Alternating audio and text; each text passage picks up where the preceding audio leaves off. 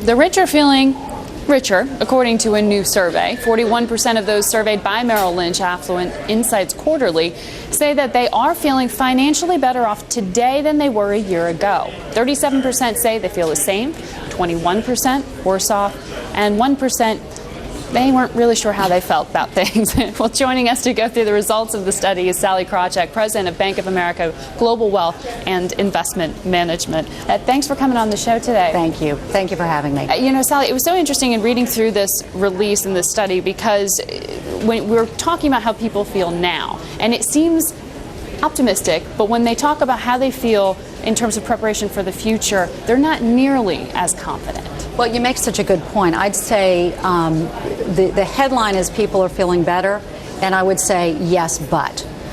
They've been through really quite a significant downturn, affluent Americans, and what's surprising, you think of them, they must have done okay, they're wealthy individuals, and what we're seeing is that 1 in 5 of them had to dip into their savings in order to meet current needs. So it really has been quite a downturn for them. As they look forward, they're quite concerned about retirement. They're quite concerned about the impact of health care. They're quite concerned about potential tax changes. 61% are of the view that they have to put off their retirement because they don't have the means with which to retire. So you're exactly right. As they look forward, there's some big concerns that are looming out there for them. So that theme of uncertainty that we talk about when it comes to the business community and changes on the tax front is the same on the individual front. And you're looking at, when you define affluent, it's $250,000 in investable assets. That's correct. There. Correct. So this is the core group that's going to see possibly their tax rate go up. What are you forecasting? What do you advise in terms of when those tax changes are going to happen? Is it this year? Is it next? Well, that's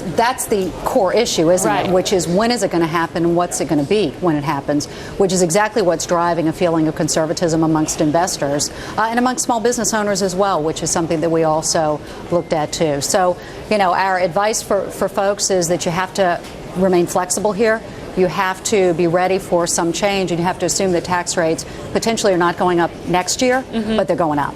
We're back with Sallie Krawcheck, president of Bank of America Global Wealth and Investment Management. And Sallie, we've been talking about this, feeling better now, but not really feeling so confident because of the level of uncertainty about the future with taxes.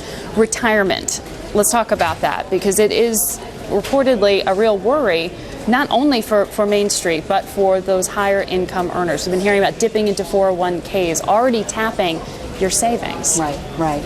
Well, as mentioned earlier, you've got 61% of affluent Americans who are now saying they're going to retire later than they expected. Some good part of it is because the downturn makes it financially more challenging for them too. But some part of it too, which we shouldn't miss, is the fact that the boomers do things their way. And the boomers are not going to retire in the way that their parents did. They're going to do a part-time job. They're going to, work with a nonprofit.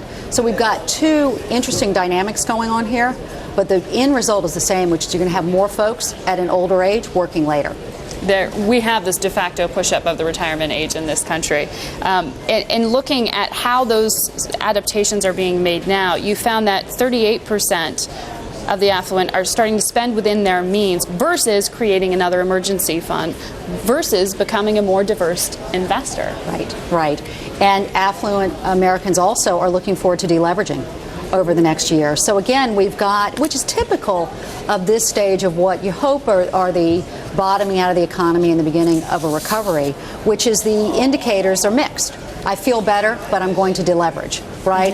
I feel okay, but they tell us that just as many are optimistic about the outlook for the broader economy as are pessimistic. And so you have a lot of mixed messages coming out, which I think you're seeing, of course, in the markets as well.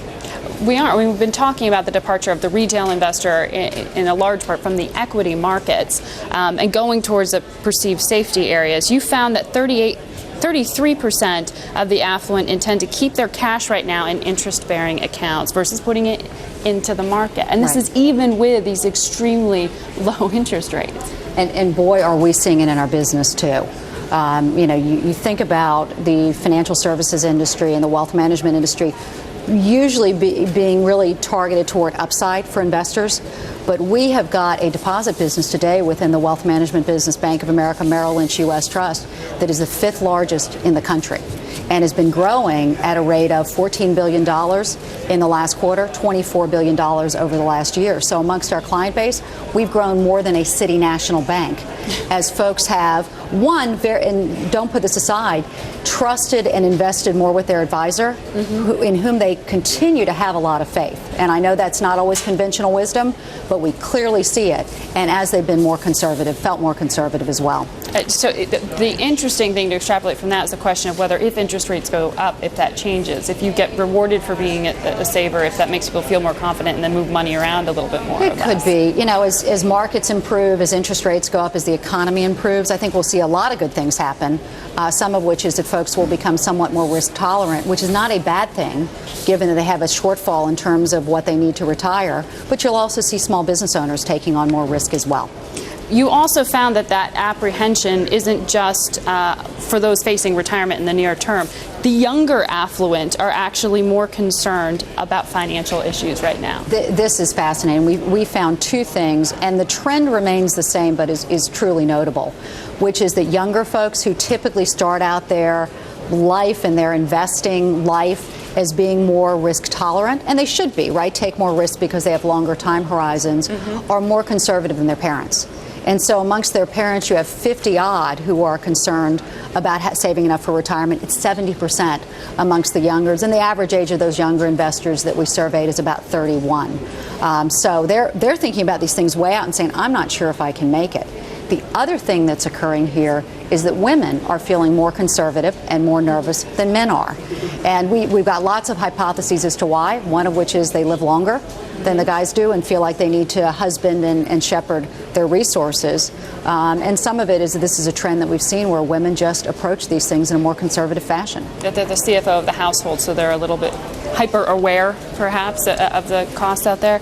It's a fascinating read to go through this in terms of a social study, but perhaps as the overhang of the change, the Great Recession. You know, they say those from the generation of the Great Depression forever had their approach to money affected. Perhaps this is something we'll have to see continue or not. We think about that a lot, because if you are a 35-year-old investor, you've seen for your entire investing life choppy markets, right? Which is why, you know, this group has really got to turn for advice in order to help them get into investing in a way that makes sense for them. All right. Well, we'll track this. Thank you so much, Sallie, for coming on and sharing these results with us. I appreciate your time. Good to be here.